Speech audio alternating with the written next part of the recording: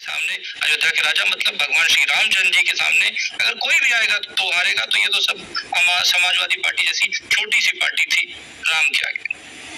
जी, लेकिन बिल्कुल हम लौट रहे हैं आपके पास। कौशल कांत मिश्रा जी हमारे साथ बीजेपी की तरफ से जुड़े हुए हैं, जो कह रहे हैं कि ये पुष्कर सिंह धामी क्या कह रहे हैं, आप सुनाते हैं। दिल्ली के चुनाव प्रचार में देखा था, परिवर्तन की लहर साफ थी और अब मोदी जी के नेतृत्व में दिल्ली तेजी से विकास की ओर गति की ओर आगे बढ़ेगा। दिल्ली का चहुमुखी विकास हो।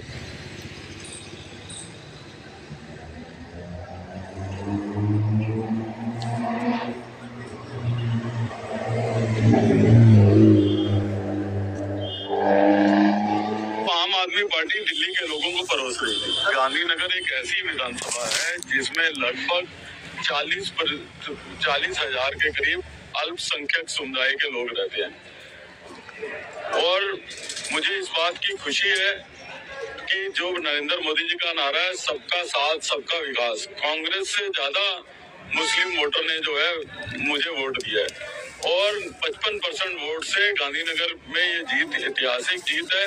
1-1 फाइट की है। 69 सीट्स पे हो सकता है कि आम आदमी पार्टी और कांग्रेस अलग लड़ रही हो, लेकिन ये 70वीं सीट पे इकट्ठे लड़ रहे थे। ऐसा कैंडिडेट राहुल गांधी और केजरीवाल जी ने दिया था जो चुनाव भी न लड़ सके, लेकिन गांधीनगर के लोगों ने दिखा दिया है कि उनका विश्वास नरेंद्र मोदी जी और भारतीय जनता पार्टी की नीतियों में।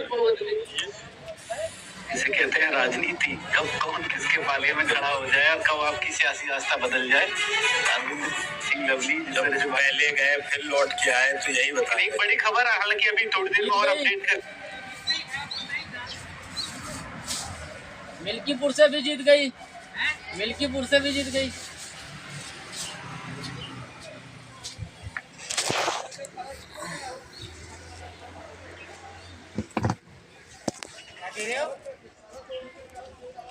कि वहाँ अजीत प्रसाद अपना ही बूथ पर हार गए।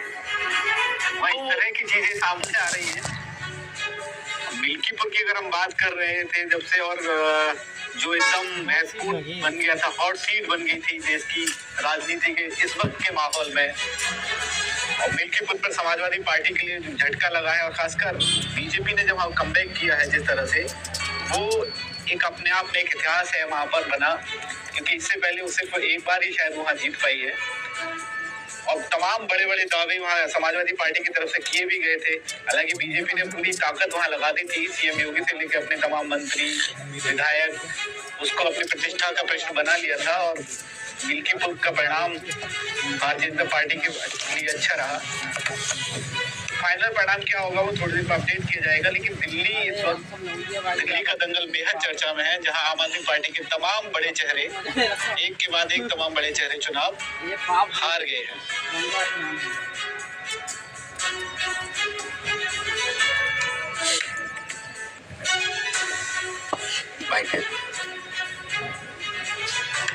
तो जो अभी तक सुबह से जो बड़े नेता जीते हैं और जिनके रिएक्शंस आए उनको एक बार सुन लेते हैं।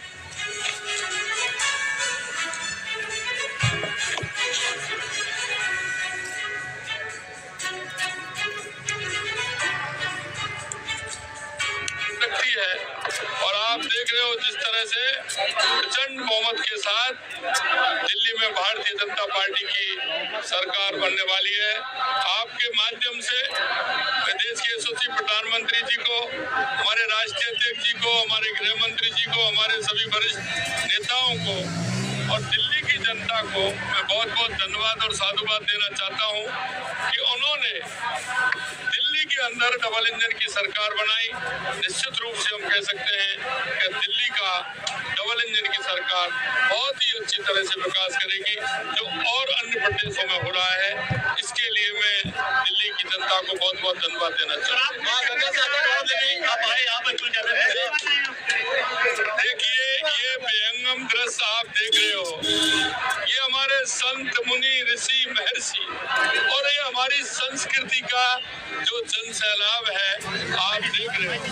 और मैं कहना चाहता हूँ, माँ गंगा के इस आंगन में त्रिवेणी में हमारे राजस्थान से भी हमारे सभी मंत्री विधायक परिवार सहित आए हैं और जिस तरह से यहाँ का एक दृश्य है वो दिख रहा है, वो अपने आप में अलग है। हमारे विधानसभा के अध्यक्ष जी, हमारे यहाँ के हमारे मंत्री जो मेहनत के साथ लग रहे हैं नंदी जी, मैं इनको भी धन्यवाद देता हूं। और मैं यहाँ उत्तर प्रदेश के मुख्यमंत्री योगी जी को भी धन्यवाद देना चाहता हूं, यहाँ के पूरे मंत्रिमंडल को धन्यवाद देना चाहता हूं कि उन्होंने जिस तरह की व्यवस्था की है। तो जीती ही है बीजेपी ने, और बीजेपी के सभी नेता जीत का श्रेय प्रधानमंत्री मोदी के नेतृत्व को दे रहे हैं, क्योंकि गारंटी मैन बनकर निकले हैं प्रधानमंत्री मोदी की। मोदी जी की गारंटी के आगे सारी गारंटियां फेल हैं। और मुकाबले में जब नजर आया है तो ये आप सीधी तस्वीरें देख रहे हैं चंद्रभानु पासवान की, जो मिल्कीपुर में एक बड़ी जीत की ओर अग्रसर है।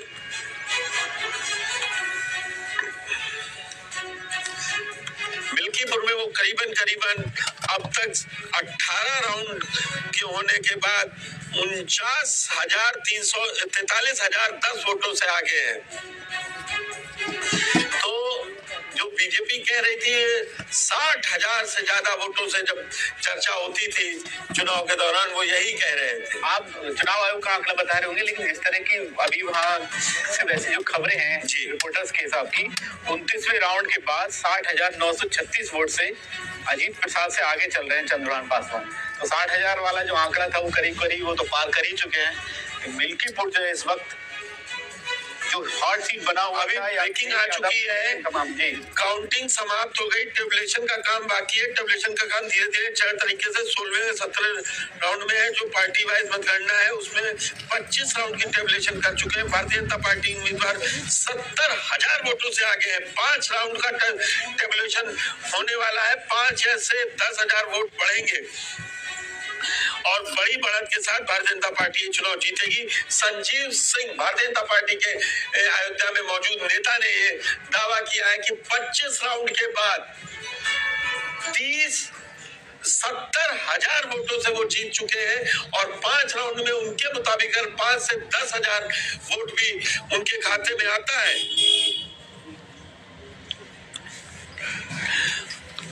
अगर तो 30,000 वोटों से 75,000 वोटों से जीत होनी चाहिए चंद्रभानु पासवान की, ऐसा दावा बीजेपी नेता ने कहा है। और क्योंकि 25 राउंड का टेबुलेशन हो गया है और हम लोग खुद ही बता रहे थे 22वें राउंड तक वो 49,000 वोटों से 42,000 वोटों से आगे चल रहे थे। अगर चुनाव आयोग की भी माने तो 18 राउंड में ही 43,010 वोटों से पीछे चल रहे हैं अजीत प्रसाद। ये समाजवादी पार्टी के लिए बड़े झटका, उधर की सिर्फ 98 में आ रहे थे, मतलब बीजेपी जीती थी, उसके बाद उसको 2024 में उसकी जीत मिली, 2012 में यहाँ भी एक मिल्कीपुर सीट जीत के बड़ा संतोष।